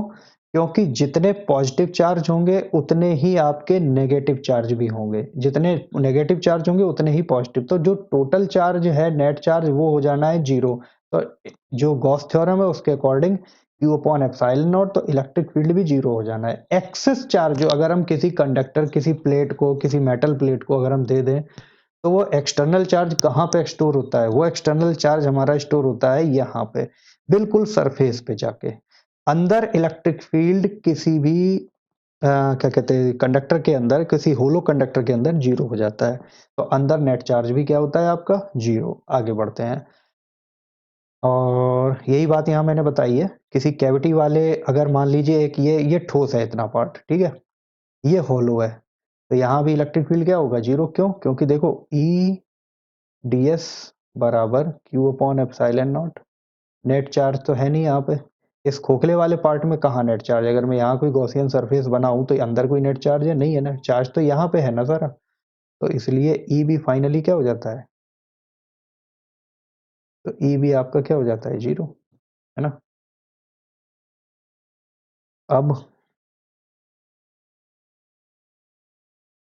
हाँ, ये समझ लो, देखो इसको क्या कह रहे हैं कि potential constant with in and on the surface है 0। देखो अंदर तो नेट चार्ज है आपका 0, नेट चार्ज है आपका 0, तो अंदर जो है आपका इलेक्ट्रिक फील्ड भी नहीं होगा। तो आपका जो डीवी ओवर डी आर है वो 0 हो जाएगा। तो इसका मतलब डीवी बराबर भी 0 हो जाएगा। और ये जब किसी वेरिएबल का थोड़ा सा इसको अच्छे से समझ लो। देखो potential constant with in and on the surface, ये देखो अंदर कंडक्टर के भी हमने क्या बताया, इलेक्ट्रिक फील्ड होता है 0, ठीक है। तो डीवी ओवर डी आर भी क्या होगा? 0, यानी कि डीवी बराबर 0 हो जाएगा। और जब किसी का डिफरेंशिएशन 0 होता है तो वो वेरिएबल कैलकुलस में क्या माना जाता है? कांस्टेंट। क्या कहना चाह रहा हूं कि अगर मैं किसी कांस्टेंट का डिफरेंशिएशन करूं किसी के रेस्पेक्ट में, X Y Z whatever it may be, तो हमारा जो डिफरेंशिएशन आएगा वो 0 आएगा। यानी यहाँ पे अगर कोई कांस्टेंट होगा तभी हमें 0 मिलेगा। तो इट मीन्स कि डीवी 0 मिल रहा है, तो इसका मतलब कि पोटेंशियल क्या है? वो कांस्टेंट है। सरफेस पे भी कांस्टेंट ही रहता है। आगे बढ़ते हैं। कंडक्टर की बात खत्म हो गई है, कंडक्टर की बात खत्म हो गई है। Dielectric and their polarisation. देखो भाई डाइलेक्ट्रिक में क्या होता है कि इसकी कुछ बातें मैं अभी स्लाइड को मैं बाद में पढ़ूंगा, पहले मैं कुछ बातें बता दूं। पहले एक बात समझ लो, FON फ्लोरीन, ठीक है, ऑक्सीजन और नाइट्रोजन, ये सबसे ज्यादा इलेक्ट्रोनेगेटिविटी वाले तीन सबस्टांस होते हैं, तीन ये एलिमेंट होते हैं, ठीक है। इलेक्ट्रोनेगेटिविटी सर क्या है? इलेक्ट्रोनेगेटिविटी जब ये किसी के साथ शेयरिंग में इलेक्ट्रॉन को शेयर करते हैं, कोई शेयरिंग वाला बॉन्ड बनाते हैं, तो इलेक्ट्रॉन के शेयर्ड पेयर को ये अपनी तरफ खींचने की ये क्षमता रखते हैं। सबसे ज्यादा क्षमता होती है फ्लोरीन में, फिर ऑक्सीजन में, फिर होती है नाइट्रोजन में। अभी आगे और ये समझ में आ जाएगा कि मान लो CO2 है, ठीक है। तो CO2 में जब ऑक्सीजन शेयरिंग करेगा कार्बन के इलेक्ट्रॉन के साथ, तो ये जो शेयरिंग पेयर होगा इलेक्ट्रॉन का, ये ऑक्सीजन अपनी तरफ थोड़ा सा शिफ्ट कर लेगा, इधर वाला ऑक्सीजन भी अपनी तरफ शिफ्ट कर लेगा, ठीक है। इसी को बोलते हैं आपकी इलेक्ट्रोनेगेटिविटी। तो अब डाइलेक्ट्रिक में क्या होता है कि dielectric these are the non, ये नॉन कंडक्टिंग होते हैं डाइलेक्ट्रिक, बट कुछ स्पेसिफिक फिजिकल कंडीशन में अगर हम बदलाव कर दें, टेम्परेचर, प्रेशर एक्सेट्रा या इलेक्ट्रिक फील्ड, तो ये कंडक्टिंग सबस्टांस बन जाते हैं when they put under external electric field, ठीक है। तो कुछ माइनर से फ्री इलेक्ट्रॉन ये रिलीज कर देते हैं, बट नॉर्मल कंडीशन में ये इनके पास फ्री इलेक्ट्रॉन नहीं होते हैं, तो ये नॉन कंडक्टिंग रहते हैं। बट फिजिकल कंडीशंस में इलेक्ट्रिक फील्ड में रखने पे ये कुछ फ्री इलेक्ट्रॉन कंडक्टर जितने तो नहीं, बहुत माइनर से ये रख देते हैं, और ये थोड़ा सा कंडक्टिंग बिहेवियर शो करने लगते हैं। ये नॉन पोलर और पोलर दो तरह के होते हैं। Centre of positive charge inside with the, जब नेगेटिव चार्ज का सेंटर और पॉजिटिव चार्ज का सेंटर दोनों एक दूसरे पर ही ओवरलैप कर रहे होंगे, तो कोई पोलराइजेशन तो नहीं हो पाएगा। पोलराइजेशन बोले तो एक डायपोल जैसी सिचुएशन तो नहीं बन पाएगी ना। जैसे डायपोल में एक सेपरेशन होता है प्लस क्यू माइनस क्यू का, नेगेटिव पॉजिटिव में, अब कोइंसाइड ही कर गए तो वो सेपरेशन खत्म हो गया, तो नॉन पोलर हो गए। But positive charge do not coincide polar में, यानी कि ये वाला थोड़ा सा सेपरेशन क्रिएट हो गया, तब क्या होगा? तब हम कहते हैं कि हाँ पोलर मॉलिक्यूल बन गए। आइए थोड़ा सा इन्हीं को समझते हैं। देखो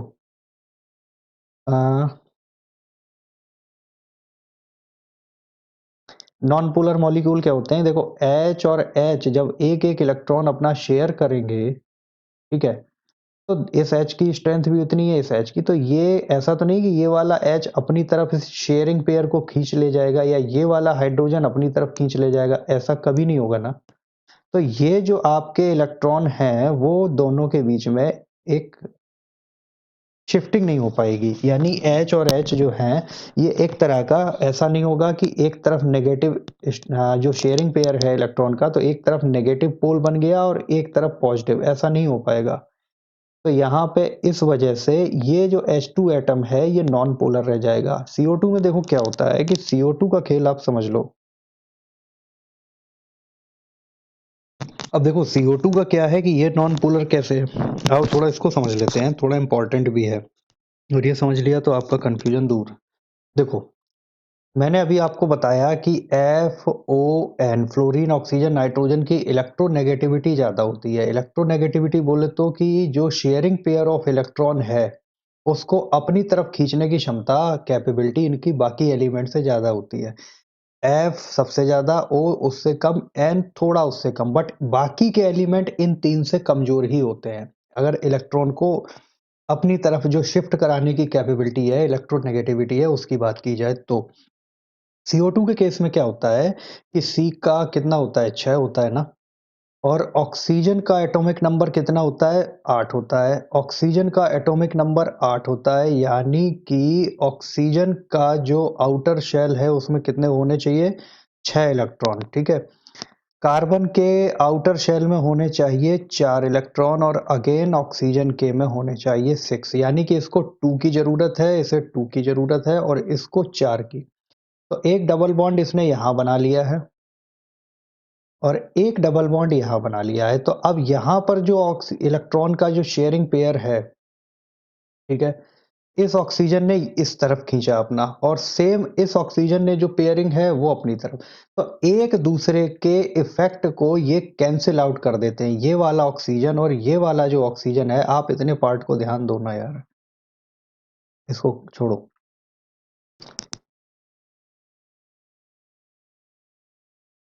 ठीक है, ये हटा दो। तो ये जो ऑक्सीजन है और ये ऑक्सीजन है, ये एक दूसरे के जो इलेक्ट्रोनेगेटिव वाला जो इफेक्ट है इसको कैंसिल आउट कर देते हैं। तो एक जो शिफ्टिंग है इलेक्ट्रॉन की जो अगर हो जाती, तो एक पोलराइजेशन जो हो जाता मॉलिक्यूल के अंदर, CO2 के मॉलिक्यूल के अंदर, वो नहीं हो पाता क्योंकि दोनों एक दूसरे के शिफ्टिंग इफेक्ट को कैंसिल आउट कर रहे हैं। तो जब जो इलेक्ट्रॉन के पेयर की शिफ्टिंग नहीं हो पाई तो पॉजिटिव चार्ज और नेगेटिव चार्ज दोनों एक दूसरे पर ही कोइंसाइड रहते हैं, किसी तरह का पॉजिटिव नेगेटिव का पोलराइजेशन नहीं हो पाता है, तो ये नॉन पोलर मॉलिक्यूल ही बना रह जाता है। अब यहां पे आ जाओ इंड्यूस्ड EF। अभी आपने पढ़ा कंडक्टर के अंदर तो ई इंड्यूस जो होता है वो एक्सटर्नल इलेक्ट्रिक फील्ड के बराबर ही होता है, लेकिन डाइलेक्ट्रिक के अंदर इतने फ्री इलेक्ट्रॉन नहीं होते हैं, तो उसका जो ई इंड्यूस होता है वो थोड़ा सा छोटा रह जाता है बाहरी एक्सटर्नल फील्ड की वजह से। तो जब इन दोनों को आप जोड़ोगे, अच्छा ये अपोजिट डायरेक्शन में बनते हैं, एक्सटर्नल वाला जिस डायरेक्शन में होगा इलेक्ट्रिक फील्ड, कंडक्टर का ई इंड्यूस उसके अपोजिट डायरेक्शन में बनेगा। तो यानी कि अगर दोनों को मैं जोड़ दूं तो क्या रिजल्ट निकल के आएगा, जीरो।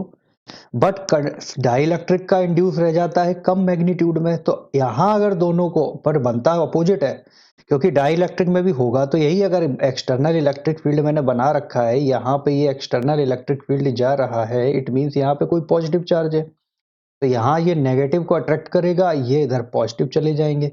बट नेगेटिव चार्ज इतने बड़े अमाउंट में इसके पास नहीं है डाइलेक्ट्रिक के पास, तो क्या होगा, ई इंड्यूस जो है वो मैग्नीट्यूड वाइज कुछ छोटा रह जाएगा, और जब हम होगा ये अपोजिट डायरेक्शन में लेकिन छोटा रह जाएगा, तो जोड़ेंगे तो हमें जीरो के इक्वल यानी नहीं मिल पाएगा, यानी एक्सटर्नल फील्ड को ये पूरी तरह से कैंसिल आउट नहीं कर पाता है। पोलराइजेशन ऑफ डाइलेक्ट्रिक क्या होता है, देखो, dipole movement of molecule with the direction of applied, होता क्या है कि जब आपके,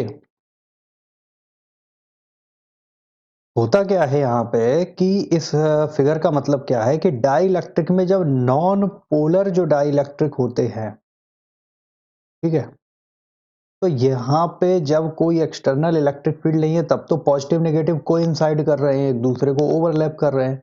पर जैसे ही आप कोई एक्सटर्नल फील्ड अप्लाई करते हो, यानी अब एक्सटर्नल, पहले कोई एक्सटर्नल फील्ड नहीं था, यानी एक्सटर्नल फील्ड की, इलेक्ट्रिक फील्ड की वैल्यू थी जीरो, पर जैसे ही आपने कोई एक्सटर्नल इलेक्ट्रिक फील्ड आपने लगाया और यहाँ एक एक्सटर्नल इलेक्ट्रिक फील्ड आपका बना, यानी एक्सटर्नल इलेक्ट्रिक फील्ड अब जीरो नहीं रह गया है, तब ये जो शिफ्ट कर जाते हैं मॉलिक्यूल के अंदर, जो नेगेटिव पार्ट है वो थोड़ा सा इलेक्ट्रिक फील्ड की तरफ ही उसी शेप में रहते हुए, एटम को नहीं छोड़ रहे हैं ये मॉलिक्यूल का, ये एटम को कोई ये नहीं छोड़ रहे हैं कि ऐसा नहीं कि उससे रिलीज हो गए एटम के बाहर और फ्री इलेक्ट्रॉन की तरह बिहेव करने लगे, नहीं। लेकिन थोड़ा-सा इनका जो ज्योमेट्री है वो क्या होती है कि नेगेटिव वाला जो एक जो पार्ट है वो इलेक्ट्रिक फील्ड के अपोजिट डायरेक्शन की तरफ और पॉजिटिव वाला इलेक्ट्रिक फील्ड की डायरेक्शन में शिफ्ट हो जाते हैं। तो कुछ इस तरीके का शेप ले लेते हैं। यही बात इस फिगर में समझाई गई है। आगे बढ़ते हैं। ये एनसीईआरटी का आपका है। चाहो तो इसी चीज़ को आप समझ लेना। ठीक है? इसकी हम बात कर ही चुके हैं। और जो पोलर होते हैं, पोलर की बात कर लेते हैं। हुँ। पोलर में ऑलरेडी पोलराइजेशन हो रखा है, नेगेटिव और पॉजिटिव थोड़े से सेपरेशन के साथ एग्जिस्ट कर रहे हैं, ठीक है। लेकिन हो क्या रहा है, जैसे H2O है, H2O की बात अगर हम कर लें, यहाँ पे था ना, ये पोलराइजेशन में H2O था, ठीक है, या HCl ले लो, H पॉजिटिव Cl नेगेटिव, ठीक है, कोई भी मान लो। तो यहाँ पे क्या हो रहा है, जैसे ही आप एक्सटर्नल इलेक्ट्रिक फील्ड अप्लाई करते हो, तो जो ये एक जिगजैग मोशन कर रहे थे, ये अपने को रीअलाइन कर लेते हैं। ये सभी का जो डायपोल मूवमेंट है, ये जो डायपोल मूवमेंट है, इनका इस तरीके से हो जाता है, सभी का एक डायरेक्ट। अभी क्या हो रहा था कि अभी किसी का डायपोल मूवमेंट यूं है, किसी का यूं है, किसी का इस तरीके से जा रहा है, किसी का ऐसा रैंडम। लेकिन अब क्या हो गया, अब सभी जो मॉलिक्यूल हैं, उनका डायपोल मूवमेंट इलेक्ट्रिक फील्ड के अपोजिट डायरेक्शन में हो जाता है। यानी इस तरीके से मॉलिक्यूल अपने को एक्सटर्नल फील्ड के प्रेजेंस में रीअलाइन कर लेते हैं। आगे बढ़ते हैं। पोलराइजेशन डाइलेक्ट्रिक में क्या होता है, देखो, ये एक डाइलेक्ट्रिक स्लैब है, ठीक है, एक डाइलेक्ट्रिक मैंने स्लैब रख दी। अब इसके अंदर क्या होगा कि ये मॉलिक्यूल है, ठीक है। तो मॉलिक्यूल ये नेगेटिव पॉजिटिव, ये वाला। तो आइए आगे बढ़ते हैं, बात करते हैं कैपेसिटर की। आपने अपने घर में देखा होगा कि फैन वगैरह में, आपके पंखे में या एसी के आउटडोर में एक कंडेंसर, एक डिवाइस लगी रहती है। ये कंडेंसर ही एक्चुअल में आपका कैपेसिटर होता है। कैपेसिटर का काम होता है कि पावर को स्टोर करना, चार्ज को स्टोर करना। और जब आप अपने इक्विपमेंट को स्टार्ट करते हो, तो ये अपने अंदर के स्टोरेज चार्ज को एकदम से ये बहुत जल्दी कम समय में उस स्टोरेज चार्ज को सप्लाई कर देता है, सो दैट कि मोटर अपना स्टार्ट होने के लिए जितना उसे जो पावर चाहिए वो उसे मिल सके। सी का जो फॉर्मूला होता है, सी है कैपेसिटेंस, किसी भी कैपेसिटर का, Q by V storage charge और voltage. Q by V is a constant और इसी कांस्टेंट को बोलते हैं कैपेसिटेंस ऑफ द कैपेसिटर। तो इट मीन्स कि Q जो है प्रोपोर्शनल है V के और Q इक्वल टू CV, यानी कि Q जो होता है वो V के डायरेक्टली प्रोपोर्शनल होता है। और इस Q के प्रोपोर्शनैलिटी को हटाने के लिए हम एक कांस्टेंट यूज करते हैं C, और यही C आपका कैपेसिटेंस कहलाता है, यानी Q बाई V। इसकी यूनिट होती है फैरेड। फैरेड एक बहुत बड़ा अमाउंट होता है, 1 फैरेड एक्चुअल में, तो हम माइक्रो पिको फैरेड में ही हमारा काम चल जाता है। तो फैरेड, और इसको कूलाम्ब पर वोल्ट भी कह सकते हैं। तो 1 फैरेड जो होता है 1 कूलाम्ब अपॉन 1 वोल्ट। कैपेसिटर ये आपकी एनसीईआरटी का है, इसको अभी हम आगे डिस्कस करेंगे। सिस्टम ऑफ, इसको हम देख चुके हैं। हाँ, डायमेंशन और देख लो। फैरेड जो होता है इसकी एक और यूनिट होती है, ये तो हो गया कूलाम्ब। वोल्ट, इसको जूल पर कूलाम्ब लिख सकते हैं। कैसे लिख सकते हैं, आइए देख लेते हैं जूल पर कूलाम्ब कैसे लिख सकते हैं इस वोल्ट को। कैपेसिटेंस की डायमेंशन में जो ये जूल पर कूलाम्ब, देखो V बराबर अभी हमने क्या पढ़ा, W अपॉन क्यू नॉट ना, पोटेंशियल डिफरेंस बराबर, तो जूल पर कूलाम। तो इस तरीके से ये जूल कूलाम आ गया, कूलाम ऊपर गया सी स्क्वायर। तो फाइनली जो आपकी डायमेंशन इस तरीके कूलाम की चार्ज की होती है 80, और जूल होता है force into displacement, ML T-2 यहाँ रख दो, डिस्प्लेसमेंट की L यहाँ रख दो, फाइनली आपकी डायमेंशन ये निकल के आ जाएगी। कैपेसिटर जो होता है कि C is independent of Q और V। द देखो Q और V पर, ये फॉर्मूले को देख के आपको लग रहा होगा कि Q और V पर डिपेंड करता है, बट ऐसा होता नहीं है। एक्चुअल में जो कैपेसिटेंस होता है किसी भी डिवाइस का, वो उसके शेप, साइज और separation of the system of two conductor पर डिपेंड करता है। कैपेसिटर जो अभी अभी आप आगे पढ़ेंगे, वो इस तरीके से पैरेलल प्लेट वगैरह कैपेसिटर पढ़ोगे, तब आप जो separation of the system of, यानी इस तरीके की दो प्लेट के बीच का जो सेपरेशन है वो कितना है, इस तरीके से इस पर डिपेंड करता है। Also depend on the nature of insulator, यानी कि अगर इन दो प्लेट के बीच में कोई हमारा मीडियम क्या है, हमारा मीडियम एयर है, या हमने कोई कंडक्टिंग स्लैब इनके बीच में डाल दी है इस रीजन में। देखो देखो सबसे पहले समझ लो यार, ये आपकी दो प्लेट है, पैरेलल प्लेट वगैरह कैपेसिटर तो आपने पढ़े होंगे। इसके बीच के हिस्से में आप, हो सकता है कि आप एक डाइलेक्ट्रिक स्लैब डाल सकते हो, आप कोई कंडक्टर की स्लैब भी डाल सकते हो, या कोई इंसुलेटिंग मीडियम एयर वगैरह भी हो सकता है। तो इस पर भी डिपेंड करता है कि इन प्लेट्स के बीच के सेपरेटेड जो पोर्शन है, इसमें आपने क्या इंसर्ट करा रखा है। एसआई यूनिट 1 फैरेड आप पढ़ चुके हो। और फिक्स, हाँ, ये सिंबॉलिक रिप्रेजेंटेशन होता है कि फिक्स कैपेसिटेंस वालों को, जो कैपेसिटर हैं, उनका इस सिंबल से नोटेशन किया जाता है, और वेरिएबल कैपेसिटर इस तरीके से डिनोट किए जाते हैं। डायमेंशन, कैपेसिटेंस की डायमेंशन आप पढ़ चुके हो।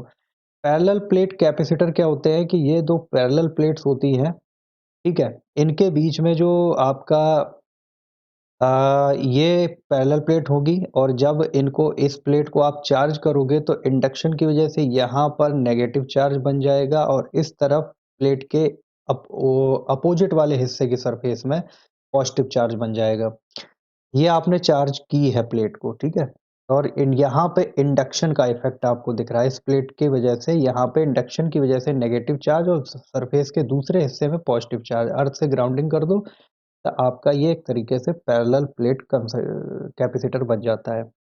अब देखो यहाँ पे क्या होता है, इलेक्ट्रिक फील्ड, ये आपके एक पैरेलल प्लेट कैपेसिटर का एक वो दिया गया है कि स्ट्रक्चर, कि प्लस चार्ज है, माइनस चार्ज है। इलेक्ट्रिक फील्ड यहाँ पे इस डायरेक्शन में है, और इसका भी इलेक्ट्रिक फील्ड नेगेटिव वाली प्लेट का, ये नेगेटिव वाली प्लेट का है, ये नेगेटिव प्लेट का इलेक्ट्रिक फील्ड इस डायरेक्शन में है। तो दोनों इनर रीजन में क्या हो जाएंगे, दोनों इलेक्ट्रिक फील्ड सेम डायरेक्शन में हो जाएंगे ना, तो इलेक्ट्रिक फील्ड यहाँ पे क्या हो जाएगा, स्ट्रांग होगा। अब आउटर रीजन में क्या हो रहा है, आउटर में पॉजिटिव वाले का तो इलेक्ट्रिक फील्ड यूं जा रहा है, और नेगेटिव वाले का इलेक्ट्रिक फील्ड इस तरीके से है। तो यानी ये कैंसिल आउट करेंगे, यानी कि यहाँ पे जो है, इस वाले रीजन में, आउटर रीजन में, ये वाला रीजन जो है, यहाँ पे इलेक्ट्रिक फील्ड वीक या अप्रोक्सीमेटली आपका जीरो के बराबर हो जाएगा। सेम यहाँ पर भी, ठीक है? आगे बढ़ो।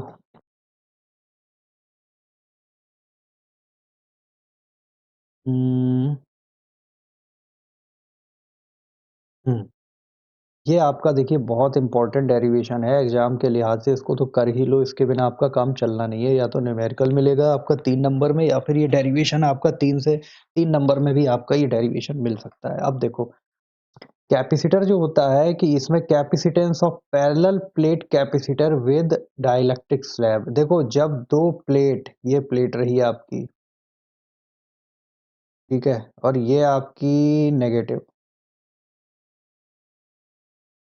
यहाँ पे आपने क्या किया, एक आपने डाइलेक्ट्रिक स्लैब एक पतली सी डाल दी, पूरा कवर नहीं किया उसने खाली स्पेस को, बस थोड़ी सी एक पतली सी एक डाइलेक्ट्रिक स्लैब आपने यहाँ पे लगा दी। ऐसी कंडीशन में इसका जो कैपेसिटेंस है ऐसे कैपेसिटर का, वो क्या होगा, इस पर हम बात करते हैं। आइए कंटिन्यू करते हैं कि capacitance of A parallel plate capacitor with A dielectric slab, इसमें होगा क्या कि, हाँ, कि देखिए दो कैपेसिटर हैं, ये दो प्लेट हैं कैपेसिटर की, एक प्लस चार्ज है और एक आपकी नेगेटिवली चार्ज है। तो यहाँ पे अभी हमने बताया कि इसके इनर रीजन में, यहाँ यहाँ पर हमने एक डाइलेक्ट्रिक स्लैब को इंसर्ट करा दिया है। तो अब इसके कैपेसिटेंस का फॉर्मूला हम कैसे निकालेंगे, इसी की हम बात करने जा रहे हैं। पहले कुछ चीज़ें समझ लेते हैं। देखिए, इस पार्ट को हम बोलेंगे inner region of the capacitor, ये ए से बी के बीच का हिस्सा, ठीक है? ये वाला पार्ट आपका आउटर रीजन हो गया और सिमिलरली ये पार्ट भी आपका आउटर रीजन हो गया। तो फटाफट समझते हैं कि हमने किया क्या है। हमने एक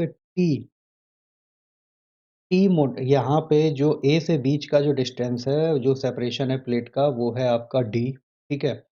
और इसके बीच में हमने एक टी लेंथ की हमने एक डाइइलेक्ट्रिक स्लैब को इंसर्ट करा दिया है। तो एक ऑब्वियस है कि जो यहाँ पे टी है, वो आपका लेस देन है डी से, ठीक है? यानी कि डी जो है उससे कम लंबाई की, कम मोटाई की हमने एक डाइइलेक्ट्रिक स्लैब इंसर्ट कराई है। होगा क्या कि इसके अंदर एक इलेक्ट्रिक फील्ड बनेगा। क्यों बनेगा? क्योंकि ए से बी के बीच में तो एक इलेक्ट्रिक फील्ड है ही। ये पॉजिटिव चार्ज है और ये नेगेटिव चार्ज है, तो यहाँ पर एक स्ट्रॉन्ग इलेक्ट्रिक फील्ड काम कर रहा है। ये नेगेटिव चार्ज की वजह से काम कर रहा है, जो नेगेटिव प्लेट आप देख रहे हो, और ये आपका पॉजिटिव चार्ज की वजह से काम कर रहा है। तो नेट इलेक्ट्रिक फील्ड इन दोनों का जोड़ यानी कि एक ई नॉट मान लेते हैं, यहाँ पे ई नॉट काम कर रहा है, ठीक है? तो ये तो पार्ट हो गया। दूसरा, इस डाइइलेक्ट्रिक के अंदर जो इंड्यूस हुआ वो क्या हुआ? इस डाइइलेक्ट्रिक के अंदर एक इंड्यूस्ड इलेक्ट्रिक फील्ड भी बना, ठीक है? लेकिन वो हमने पढ़ा है कि डाइइलेक्ट्रिक का जो इंड्यूस्ड फील्ड होता है वो आउटर फील्ड को पूरी तरह कैंसिल आउट नहीं कर पाता है। यानी इस टी वाले पार्ट में जो इफेक्टिव इलेक्ट्रिक फील्ड काम करेगा इतने पार्ट में, इतने इस पार्ट में, ये जो पार्ट है इतना, इस स्लैब के अंदर का, वो कितना काम करेगा? वो करेगा, देखो हमने मान लिया कि ई करेगा, तो ई नॉट यानी कि जो एक्सटर्नल इलेक्ट्रिक फील्ड में से अगर मैं इंड्यूस को हटा दूं, तो जो बचेगा वो नेट इलेक्ट्रिक फील्ड होगा। किस कहाँ का? डाइइलेक्ट्रिक स्लैब वाले हिस्से में काम करने वाला। ये वाली लाइन आपकी समझ में आ गई। तो आपका जो डाइइलेक्ट्रिक कांस्टेंट का जो डेफिनेशन होता है वो क्या होता है कि इलेक्ट्रिक फील्ड के साथ जब हम रिलेशन एस्टेब्लिश करते हैं, तो ई नॉट अपॉन, यानी बाहरी इलेक्ट्रिक फील्ड अपॉन उस मीडियम का, यानी मीडियम का जो नेट इलेक्ट्रिक फील्ड है वो क्या, हमने वो हमने ई निकाल लिया है ऊपर, ठीक है? अब ई का एक फॉर्मूला और होता है कि वी अपॉन डी, ठीक है? तो अब हम बात करते हैं कि नेट जो वोल्टेज है वो क्या होगा। नेट वोल्टेज होगा कि V equal to V one plus V two. अब वी वन क्या निकलेगा? वी वन आपका निकलेगा यहाँ से V को इक्वल टू कर लो ई बाई डी, क्योंकि इसी के बिहाफ पे पूरा आपका डेरिवेशन चलना है। ये E equal to V by D होता है ना, तो V इक्वल टू क्या हो गया? E इंटू डी, ठीक है? अब वो हिस्सा जो एयर वाला है, ये वाला हिस्सा, इसमें तो एयर है, इस वाले पार्ट में एयर है। टी वाली स्लैब को अगर मैं हटा दूं, तो जो ये एयर की जो थिकनेस है वो कितनी बची? एयर की थिकनेस आपकी बची डी माइनस टी, ठीक है? ये आपकी बची एयर की थिकनेस वाला जो लेयर है। तो यहाँ पे आपका वही हो गया कि ई नॉट तो एयर का इलेक्ट्रिक फील्ड, जितने में इलेक्ट्रिक स्लैब नहीं है वहां पर तो ई नॉट फील्ड ही काम कर रहा है, और जो थिकनेस वाला पार्ट बचा एयर का वो हो गया डी माइनस टी। तो आपका वी वन तो एक ये निकल आया। ये हो गई आपकी इक्वेशन नंबर वन। अब आगे बढ़ते हैं। अब दूसरा पार्ट देख लो, तो वहां पे आपका जो इंड्यूस्ड फील्ड था उससे हमने हमने नेट जो उस पार्ट में टी, जो टी मोटाई ये है ना, लेयर की मोटाई ये टी है, इस पार्ट में जो इलेक्ट्रिक फील्ड काम कर रहा है वो हमारा कितना था? वो हमने निकाला था कि ई नॉट माइनस ई इंड्यूस। तो नेट जो आपका बचा वो हमने ई से हमने रिप्रेजेंट कर लिया, तो ई इंटू टी, टी यानी कि वही आपका formula E equal to V by D. तो यहाँ तो जो लेंथ है डाइइलेक्ट्रिक स्लैब की वो टी के बराबर है, तो वी बराबर ई इंटू टी आ जाएगा। अब ई इंटू टी को यहाँ जोड़ो, तो फाइनली जो आपका आएगा, डाइइलेक्ट्रिक स्लैब भी हम पीछे निकाल चुके हैं ना कांस्टेंट ये, तो यहाँ पे आपका जो आ जाएगा वो क्या आएगा? ई की वैल्यू कितनी आएगी? ई नॉट बाई के आ जाएगी ना। ई की वैल्यू आ जाएगी ई नॉट बाई के, ठीक है? तो इसी को आप रख दो यहाँ पे, ई की जगह ई नॉट बाई के रख दिया, ठीक है? ई नॉट डी माइनस टी। अब देखो होगा क्या, पहले तो यहाँ इतना समझ लो कि ई नॉट कॉमन लिया तो यहाँ पे आ गया डी माइनस टी, ये टी बाई के। अब ये चीज़ कैसे आ गई इसको समझ लेते हैं। देखो हमने पढ़ा क्या है कि हमने ये पढ़ा है, थोड़ा रफ कर लेते हैं पहले, कि हमने ये पढ़ा है पिछले अपने चैप्टर वन में कि एक सिंगल प्लेट की वजह से जो इलेक्ट्रिक फील्ड होता है वो होता है sigma charge density upon epsilon not two. Sigma upon 2 epsilon not, ठीक है। और डबल प्लेट की वजह से होता है सिग्मा अपॉन एप्सिलॉन नॉट, ठीक है। तो हमारे लिए अभी फिलहाल तो ये फॉर्मूला है, इसी को हम समझते हैं। इनर रीजन में जो इलेक्ट्रिक फील्ड प्लस की वजह से होगा वो इलेक्ट्रिक फील्ड ये होगा ई प्लस चार्ज की वजह से, और नेगेटिव प्लेट की वजह से भी ई माइनस इसी सेम डायरेक्शन में होगा। तो अगर सरफेस चार्ज डेंसिटी के टर्म में बात कर लूँ मैं, तो sigma upon epsilon not plus minus से कंफ्यूज मत हो जाना, क्योंकि इलेक्ट्रिक फील्ड का वेक्टर एडिशन होगा। दोनों इलेक्ट्रिक फील्ड सेम डायरेक्शन में है, तो नेगेटिव पॉजिटिव दोनों ही चार्ज डेंसिटी की वजह से ये जो इलेक्ट्रिक फील्ड बन रहा है ये जुड़ जाएगा, और अंदर के रीजन में जो इफेक्टिव इलेक्ट्रिक फील्ड आएगा वो आएगा सिग्मा बाई एप्सिलॉन नॉट। इसी को हमने यहाँ पे डेरिवेशन में रख दिया है, ई नॉट ये, ठीक है। तो अब आपका यहाँ तक आपकी डेरिवेशन हो चुकी है। अब देखो, अब अभी आपका क्या आया था, sigma by epsilon not D minus T plus T by के। चलो पीछे आपका आया कि sigma by epsilon not D minus T plus T by के, ठीक है। तो यहाँ पे सिग्मा को हम लिख सकते हैं टोटल चार्ज अपॉन एरिया। तो क्यू चार्ज इन प्लेट पर है, ठीक है। और एरिया किसी भी एक सिंगल प्लेट का ले लो, ठीक है। तो एक एरिया आपका हो गया। अब Q इक्वल टू कैपेसिटेंस का फॉर्मूला कहता है Q इक्वल टू CV, तो यहाँ C हो गया, वही CV का आपने कैपेसिटेंस का फॉर्मूला लगा दिया। तो फाइनली जो आपका जो V से V ये आपका कट कट हो गया, तो C जो आपका आ जाएगा वो A epsilon not side change होने पे और अपॉन में ये आपका फॉर्मूला हो जाएगा। अब इसके कुछ स्पेशल केस हैं। स्पेशल केस कहते हैं कि अगर आपकी डाइलेक्ट्रिक स्लैब को टी के बराबर कर दिया जाए, यानी एयर वाला पार्ट बिल्कुल खत्म करके पूरी जो इस चौड़ाई में इस पूरे पार्ट में डाइलेक्ट्रिक स्लैब ही भर दी जाए, तब क्या होगा। ऐसी कंडीशन में आप देख लो कि सी जो है डी और टी बराबर हो जाएंगे, तो यहाँ पे ए epsilon not zero minus zero upon T की जगह आ जाएगा आपका डी, क्योंकि डाइलेक्ट्रिक स्लैब की आपकी विड्थ बढ़ के डी के बराबर ही हो गई है ना। तो K A epsilon naught upon D आ जाएगी। इसको और आगे अगर हम प्रोसेस कर लें तो क्या आ जाएगा, ये है के A epsilon naught upon D. जब नो एयर गैप है तब आपकी ये बन जाएगी। और जब मैं पूरी तरह से डाइलेक्ट्रिक स्लैब को डिसअपियर कर दूं, यानी इस डाइलेक्ट्रिक स्लैब को हटा ही दूं, इसका मतलब है कि टी बराबर मैं जीरो कर दूं, तो टी बराबर जीरो करने पे आपको ये मिल जाएगा, ठीक है, ए एप्सिलॉन नॉट बाई डी। तो आइए आगे बढ़ते हैं। कैपेसिटर क्या होता है हम समझ चुके हैं कि एक प्लस क्यू चार्ज यहाँ भी है, इस प्लेट पर भी क्यू ही चार्ज है बट नेगेटिव कैरेक्टर का है, यानी पॉजिटिव और नेगेटिव दो अलग अलग टाइप के चार्ज के ये जो कॉम्बिनेशन होता है प्लेट का, इसे कैपेसिटर बोलते हैं। इन्हें अगर मैं सीरीज में जोड़ दूं तब क्या होगा, सीरीज में क्या होगा कि नेगेटिव पहले प्लेट का नेगेटिव अगली प्लेट की पॉजिटिव से कनेक्ट होगा, और जो हमने एक बैटरी यानी पावर सोर्स दे रखा है वो पावर सोर्स क्या होगा, वो प्लस का सिरा सबसे पहले कैपेसिटर की पहली प्लेट से और नेगेटिव सिरा सबसे लास्ट वाले कैपेसिटर की सेकेंड प्लेट से कनेक्ट होगा। सीरीज में हम जानते हैं कि वोल्टेज डिफर करता है, यानी कि V1 V2 V3 इस तरीके से वोल्टेज हमारा काम करता है। तो V जो नेट वोल्टेज V1 V2, अब Q इक्वल टू CV से हम जो है V हम निकाल लेंगे Q बाई C। और कैपेसिटर जो हमने सीरीज में कनेक्ट किए हैं इनका कैपेसिटेंस क्या है C1, ये अलग अलग कैपेसिटेंस के हैं। सीरीज में वोल्टेज अलग अलग हो जाता है, यानी कि इसका V1 होगा, इसका V2 होगा, इसका V3 हो जाएगा। तो हमने अगर निकाला तो Q और चार्ज सीरीज की देखो वोल्टेज वेरी कर जाता है, अलग अलग होगा V1 V2, और चार्ज जो है वो सेम रहेगा। तो सभी कैपेसिटर पर चार्ज तो सेम हो जाएगा, क्यू भी सीरीज का ये फिनोमिना होता है। तो आपका फाइनली जो है ये क्यू यहाँ पर आ गया और 1/C1, और इसको हम अगर देखें तो Q equal to C V, तो V बाई क्यू जो हो गया वो हो गया आपका 1/C के। तो यहाँ जो ये आया ये C नेट आपका 1/CQ आ गया। ये नेट मान लो। तो वी बाई क्यू की जगह 1 बाई सी नेट से हमने रिप्लेस किया, जो इसके बराबर होगा, यानी कि सीरीज में कैपेसिटेंस जो है वो रेसिप्रोकल के सम के इक्वल होगा। पैरेलल में क्या होगा, पैरेलल की बात कर लेते हैं।